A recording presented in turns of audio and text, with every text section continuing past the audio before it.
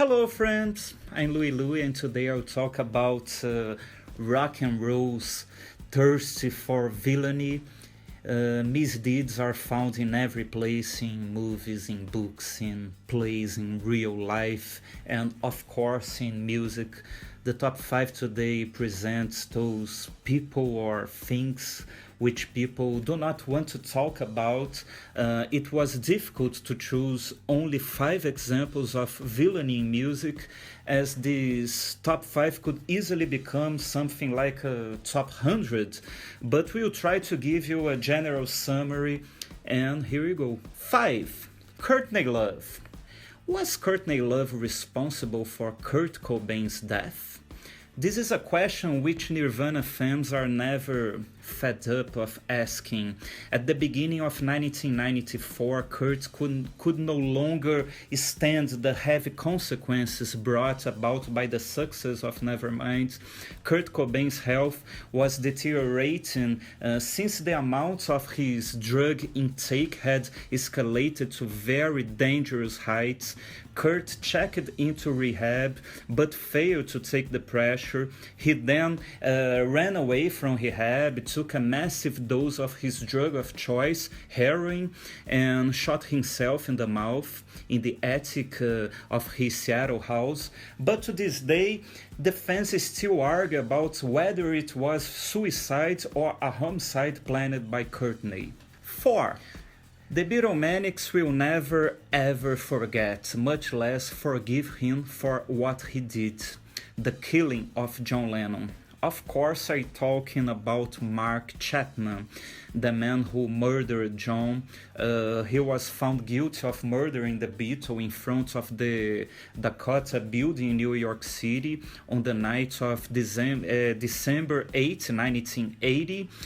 Just hours before this brutal slaying, Lennon had signed a copy of his then newly released Double Fantasy album for Chapman.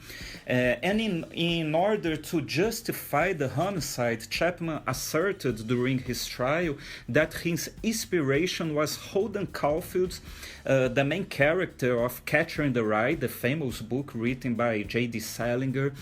Chapman fired 5 times at Lennon and 4 shots hit him in the back. The convicted murderer said that he considered the former Beatle a hypocrite because while singing songs about poverty, he was living in one of the most expensive apartment buildings in New York City. And Mark Chapman was sentenced to life in prison in 1981. 3. The HIV virus, the terrible disease that wiped out many important rock musicians in the 80s and at the beginning of the 90s also. Among them, Freddie Mercury of Queen, in my opinion the best frontman of all time, Ricky Wilson of the B-52s, and Tom Fogerty, the member of Creedence Clearwater Revival. 2. Aeroplanes. Vinícius de Moraes, a very famous Brazilian poet, the composer of The Girl from Ipanema with Antônio Carlos Jobim, once said, "Aeroplanes are very, very dangerous. They are heavier than the air, their engines run on an explosive inflammable liquid fuel, and finally, they were invented by a Brazilian." And it's a fact that aeroplanes have killed many great musicians, not only in rock and roll.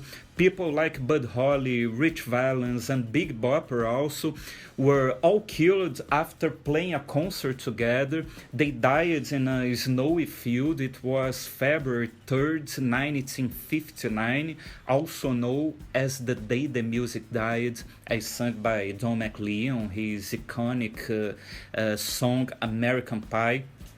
Besides the trio, Aeroplanes have also killed some Lynyrd Skynyrd members, the singer and actor John Denver, and the genius guitar player Steve Ray Vaughan, who died in a helicopter accident in 1990.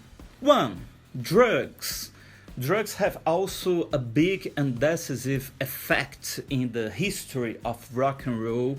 Although drugs helped open the minds of brilliant artists to compose songs and pieces of music, the drugs have also been responsible for the death of some of the best musicians in rock and roll. For example, two of the greatest drummers of all time, Keith Moon of The Who and John Bonham of Led Zeppelin. Moon took 32 tranquilizing pills, while Bonham preferred to say goodbye by drinking nearly 40 shots of vodka. The explosive intake of either cocaine, heroin, and or alcohol have also killed artists like the guitar legend Jimi Hendrix, the punk bass player Sid Vicious, and gifted singers like Jim Morrison, Amy Winehouse, Whitney Houston, Bon Scott, the AC/DC vocalist, Elvis Presley, and the great Janis Joplin. So this is our top 5. I would like to know what's rock and roll's most disturbing misdeed in your opinion. It could be one of those I've talked about or a different one. If you want, no problem. Be sure to make a comment. Bye bye and see you soon.